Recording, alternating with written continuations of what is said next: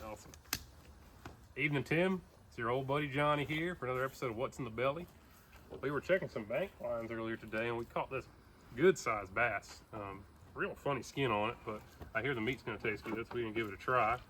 I ain't never cut open a belly this big before, so I don't know what we're gonna find. It could be some pretty nasty stuff. We got a bucket right there to catch the innards and the puke, you know, depending on how bad it is. So we're just gonna cut on in and see what we see here.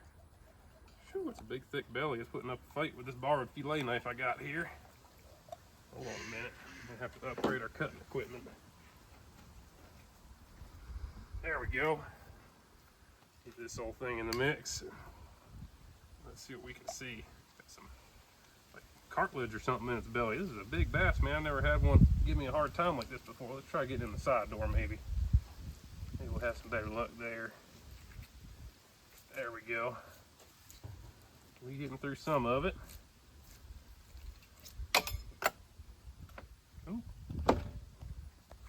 Good thing I got a backup blade.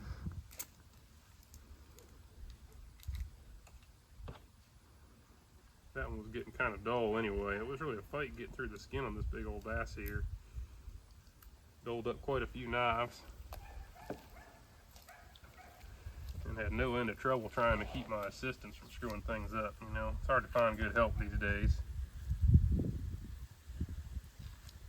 There we go, let's see what we're seeing here.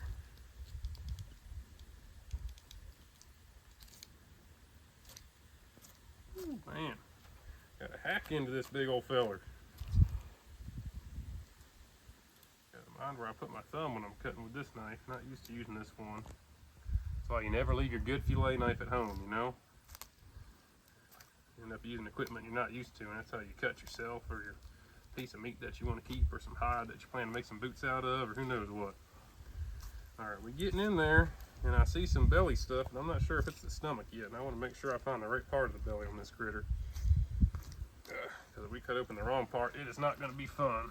So we're going to do a little bit more slicing and dicing here to get through to it. Now we're getting somewhere. Getting into some fat. I see what looks like some liver. Whoo, we just cut something open. I don't smell it, but there's a good breeze here, so maybe that's saving me from some trouble. Let's see what we got here. Something real juicy in there. Whew.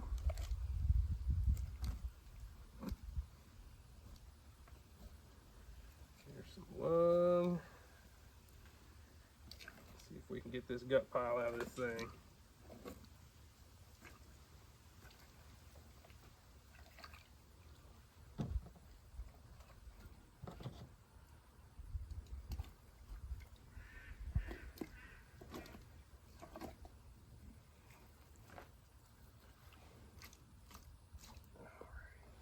There we go. I see some intestines there. We got to be getting closer to the stomach.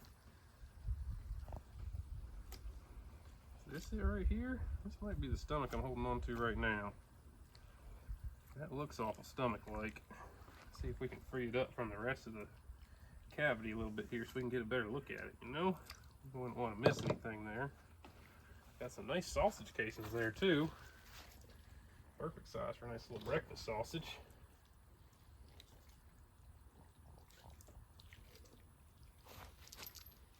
Going around there. There we go. Don't want to block your view too much. Alright, let's slice this open and see what we got. It looks like stomach juice to me. And I would know, I've seen some. Now, there was a piece of chicken on the line that caught this critter. So I suspect we'll be finding that in here somewhere. Some candy. Oh, these stomach contents are strong. And I see some fur in there. I wonder if we got a little squirrel or something. Whew. Go ahead and just rinse this out nice and easy. Kind of dilute this stuff a little bit. There we go. Make it a little easier to see what we got going on here. Now looky there. We'd set out some lines last week and one of them got broke off, and there it is right there. So that's good to know. We didn't kill that critter. There's some hair. It's been eating something with hair on it. What else do we have here? Ooh, okay, I know what that is, but I'm gonna let you at home, Tim, try to figure that out. See if you and your daddy can put that one together. There's a chicken bone from my bait. Now it looks like this thing's eaten my bait twice, so it's probably got 2 chicken bones in here. And actually, the first time we put stuff out, we lost 2 lines. So this thing might have stolen 2 of them. Let's see if we find enough chicken bones to count for 2 of them or not. The legend has it this critter's stomach is so acidic it'll just dissolve that hook in there over time. But I don't know if I really believe that or not. Now, this type of bass has been known to eat some rocks to aid with digestion. I think that's what we're seeing there, maybe. It's like a little piece of concrete or something. Maybe it's nibbling on the boat ramp. Letting some fellas know who's the boss. What else do we have here? Some more bone fragments. Maybe more of that chicken. Oh, there's a bunch of hair around there. I really wonder what the hair come off of. Let's go ahead and cut that and get it out the way. And let's make sure we get this whole stomach opened up here. Because it seems like there's more of it farther up in there. I want to make sure we don't miss anything. There we go. Plenty more hair.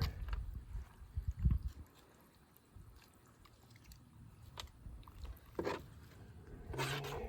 lot of hair.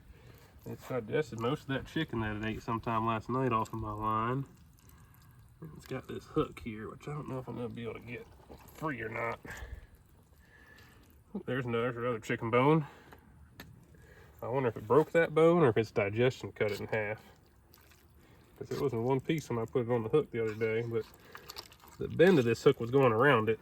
So it may be that it broke it pulling down on it so hard. This critter's pretty strong. I used the minimum strength required line the first time around, thinking that would be more than enough. And boy, was I wrong. It broke that off no problem. I actually, see if I can get it, I believe I see a little bit of number 6 shot here. Steel, which makes me think, there we go. This critter got a crippled duck that somebody didn't recover. That's why you should always track down your ducks, folks, because otherwise a gator's going to eat them and run around with a piece of metal in its stomach the rest of its life. Let's see what other interesting stuff we can find in here. More bone. Rinse this out just a little more. So this stuff don't burn my skin up. It's pretty strong in there. My hands are pretty soft from having gutted this thing for a little while. Letting that little nick I got on my thumb know about it. Here's another piece of metal it looks like. Let's see what that one is. Get a close-up view of that. I think I recognize that. Let's see if you can get a good enough look to see what it is. It looks, to my eye, like a smashed up pellet from a pellet gun. It certainly ain't shaped like anything I would expect to see out of a shotgun. It's got that little cavity on the back like an air rifle usually has. And you can shoot birds with air rifles. Maybe it got that out of a bird too. What other things is he packing around here? I think that's everything out of his stomach. I'm gonna get up in here and squeeze it and make sure there's not any pocket of goodies hiding somewhere, but I think that's all of it. Oh, wait, there's some more number 6. Here, come over here and get a good look at that. There's about 4 more BBs in there. They got little lines on them. I wonder if they're getting broke down by his stomach too, and a little bit of gravel. And more metal.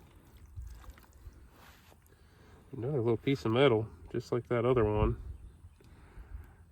I don't know. Let me know, Tim, if you know what that is. I think it's a little air rifle pellet, but I'm not sure.